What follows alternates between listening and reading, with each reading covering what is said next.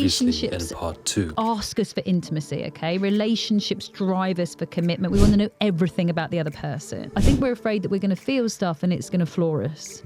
But more often than not,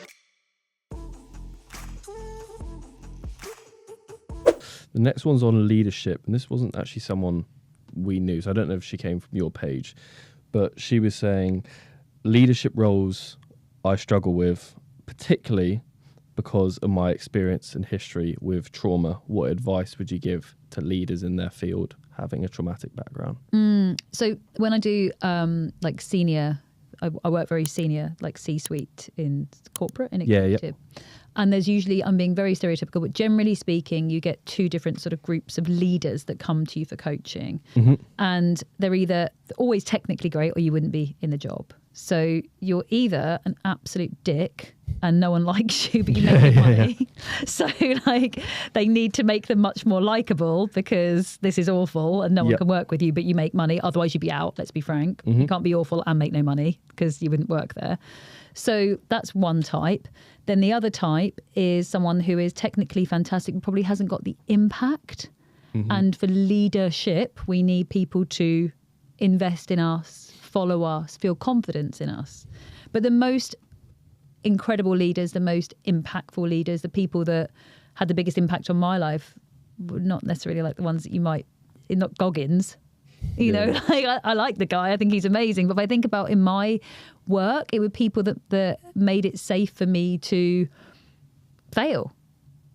Like I went to do, like I said, you know, I do loads of work with the veterans and stuff. I remember going to a talk with, it was one of the Gurkhas, and they said like, and it was one of the guys that they taught them how to land a helicopter on Everest. Right? How do you learn to do that? Casual day out. Yeah, like just average. Like we do say, like landing on an ice crevasse and Everest. And the point being, like, how do you learn to do that? And they said, so you've got like, obviously imagine your driving lessons. You've got like, you're in the driving, you know, you're in the cockpit and you've got the instructor next to you. And they let them fail safely. Because they said that when they go to land, if they're getting it wrong, obviously they can take dual controls, they'll take over. You won't do it again. Because you remember what was happening last time. So you will not, you know, you can feel it going this way if it's got too much movement or, you know, that wasn't a good place. Like you'll know and you will not go anywhere near it next time. They're like, you allow someone to fail safely. So for me with leadership, allow yourself to fail safely if you've got a traumatic background. If you feel like, you know, you're don't enjoy public speaking very much, like do it in small groups, find pockets of people to do it, get feedback from friends, say it, own it. This is not my forte. I used to work for an amazing business, huge company. The CEO would visibly shake when he spoke. He hated it. Everyone knew it. The company still, I think he's exited on, I think he lives on his yacht somewhere. Like, do not, genuinely, he would shake at once a year when he had to speak. Like, don't for a second think that means that there's any impact on you. And he was one of the nicest men that I've ever known. So, yeah. No drama. That's amazing. To come, this is just one of my questions. People see failure as a bad thing. Do you think failure, if you're not failing, you're stagnant? And if you are failing, you should see it as you're failing, but you're going to improve the next time you go and do something, like they said on the Gurkha point of they let them fail minorly, not majorly, but then they would have progressed. That would be in the back head. You could sort of take that into every aspect of your life, couldn't you? Yeah, completely. I mean, I'm a bit deranged, so I'm just really optimistic. I'm one of those people. I'm borderline toxically positive. So, but I'm just very optimistic. It's like I said, nothing can harm me. Like, and until it does. Until it does. But the way I like to look at it is, you either win or you learn. So we kind of don't fail. Like, obviously, I'm using this as a reframe, right? Stuff happens. If someone right now might have bad exam results and be like, but I did literally fail. What are you talking about? Okay, yeah.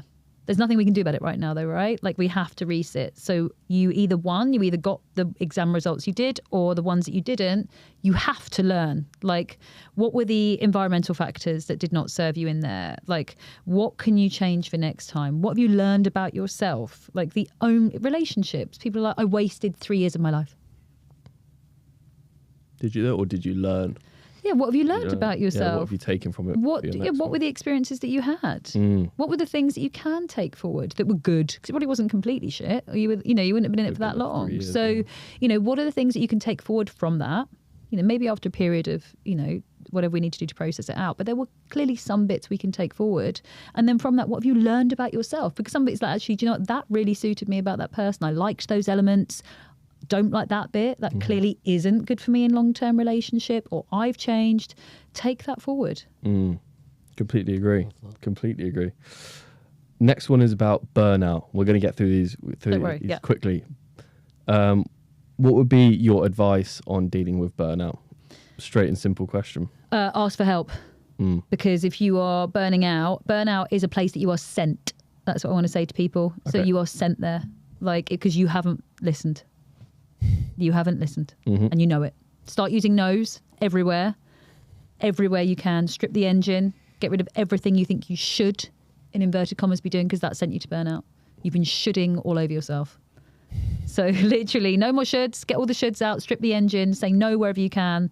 You've been sent there. You need to be. You can't rush it. You're going to need to rebuild. I say, strip the engine out.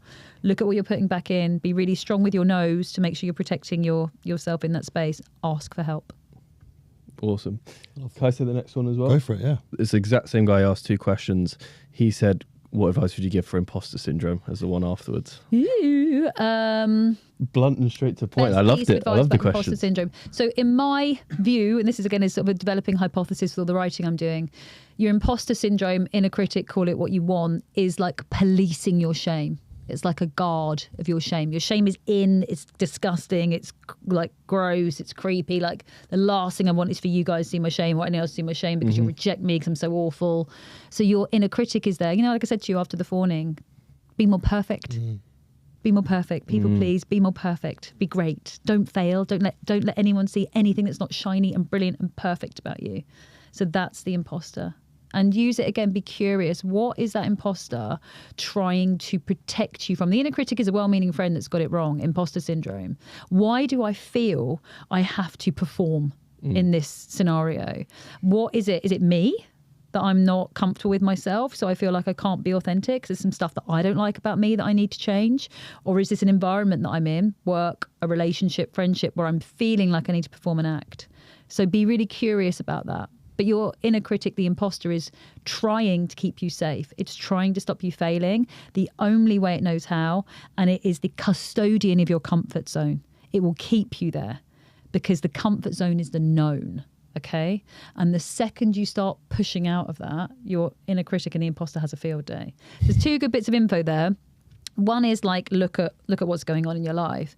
But if you're about to make a big change and say change a job, leave a relationship that has been really crappy or whatever, move somewhere, and your imposter and your inner critic's really going off, it's because you're about to leave the comfort zone. So sometimes it can be a bit of a compliment as well. Shaban and I have just come back from the podcast show, which we're out for the last 2 days. And we said when we were there, we went there with massive imposter syndrome. For those of you who don't know, we have a full service podcast production company. And it's when we went there, I was just thinking, so out my depth. We came home after 2 days and we were both like, we're not remotely out of our depth. But it's a very funny thing how you paint this picture in your head that you're so much worse at something than you actually are. And then you go and you're like, we're not, we're really good at this. It's just very funny. The inner critic also, so remember, it's trying to be a good friend to you. So you guys are going and it kind of doesn't want you to feel let down. Because feeling let down is really sad. So you guys are going and it's going to be you've got hope and dreams, right? Paved with gold. You're going to the podcast show and imagine who we might meet and what might happen to us. Yeah. And so your inner critic is trying to do this thing where it's don't be disappointed. Yeah. So it's again, listen to that. It's that sort of, I call it an overbearing aunt. It's a bit like that. So if you're, you can always tell if you're listening to the inner critic or imposter, that's how you know. Oh, Tom, Sharon, you should be doing this. You should have done this 6 months earlier. You should have been better at that. You should have prepared more. You should have got there earlier. You should have, who do you think you are going to this show? Should. Do you want to do the next question? Yeah. This is so good. I like loving this Q&A segment. We've never really done that. You should always give me caffeine before. Yeah. What techniques would you suggest for staying calm and focused under pressure? So again, how we talked about earlier, count. Yep. Any kind of counting. So there's so many things online, but a breath count. I mean, my favourite is the physiological sigh, the short inhale, long inhale. Jamie Clements. Yeah, Jamie. I think big Jamie exhale. said that. Yeah, I mean, Huberman. after his after his like multiple lady pleasing allegedly, like, you know, so he I think he started it years ago, like well, obviously he didn't start it, but started talking about it. But anyone that's got a pet, you see them do, you know, when animals, like, you know, do their thing, they go, I'm looking at Joe because they got puppy, like go round and round and round, they go to sleep, and then they go you seen that? Yeah. That's they do it inherent, babies do. That's like the you know, the physiological side. Yeah, that's how they go to sleep. So that is the quickest way. If you do it like the short inhale, long inhale, exhale out your mouth 3 times. I mean, I call it the pina colada zone. Like, someone could be in here trying to steal my car, and I'd be like, go, take it. Do it. Can't be bothered. Have everything. So, and again, any kind of counting, because it's keeping your prefrontal cortex online. So you're beginning to feel anxious. You're beginning to feel overwhelmed. Heart rate's going. You know, whatever your response is. You know, we're getting hot. People get red. Whatever it might be. We're beginning to feel like we're out of control. We're here. So any kind of count like that. You know, 1, 2, 3. My daughter was taught at school. It was quite sweet. Inhale on the up, 1, exhale on the down, inhale on the 1, you know, up your hand. So it's like 5. So oh, nice. Okay. Yeah, 1, 2. So we taught that Mind Yeti. It was called cute. 5. So yeah, counting any kind of count. And if you can, a great thing to do is start walking somewhere if you can, because your eyes are laterally scanning the horizon when you're walking, and that again is 1. It's keeping your prefrontal cortex online. You talked about that last time, didn't you? Say in arguments you should argue side by side instead of front on. If you need to have a different, I don't think I said I advocate for arguing. If you need to argue, conflict, skillful conflict. Ask my other half. Yeah, how skillful is she? Like, going on a walk. If you're doing, so a difficult conversation, right? Maybe even one that you're just a bit nervous about. It's a really good. We're nervous, like something that, if you think about sitting face to face with somebody, you're looking in their eyes, especially maybe like, I don't know, they might find it difficult subject as well. Anything like that. It's hard for all of us, okay, to maintain eye contact, and it's difficult. If you're walking side by side, or you have good chats in the car, or maybe, you know, when you're driving. So you're side by side, so you still have the connection and closeness, but both of your eyes are laterally scanning as you're walking, which is great, keeping your prefrontal cortex online. So we're able to stay cognitive. Own this for the ladies. We can't be accused of being too emotional. So, because we're all online, right? All at the same time. And then also you're actively discharging stress, because, as lovely Joe will tell us, we're moving our bodies. So through movement, we're actively discharging stress. So you're really able to keep your entire physiological self kind of, that is one of the better conditions to do it. You know, why do you have a difficult call and you pace? Yeah. Always. Yeah, I do. Interesting. I never thought about that before. I'm now picturing your partner being like, next time you just go for a walk, he knows what's coming. He's like, I don't want to walk today. I'm not walking today. Yeah, exactly. What have I done? Oh, God. Oh, no. I'll end on this. We asked you this 6 months ago. I just love to see if there's a new piece of advice or if anything's changed over the last 6 months. If you could give the viewers and listeners one piece of advice which you've learned through life, what piece of advice would that be to take home? Ask for help. Quickly, or sooner than you think, because like I say, right now I'm pulling something out of my system that I didn't dare tell a soul. I'm okay with it, but you know, it also would have been really okay if I told any of my friends. So that is what I would say. Amazing. I love that. Awesome, brother. Thanks Sweet. so much.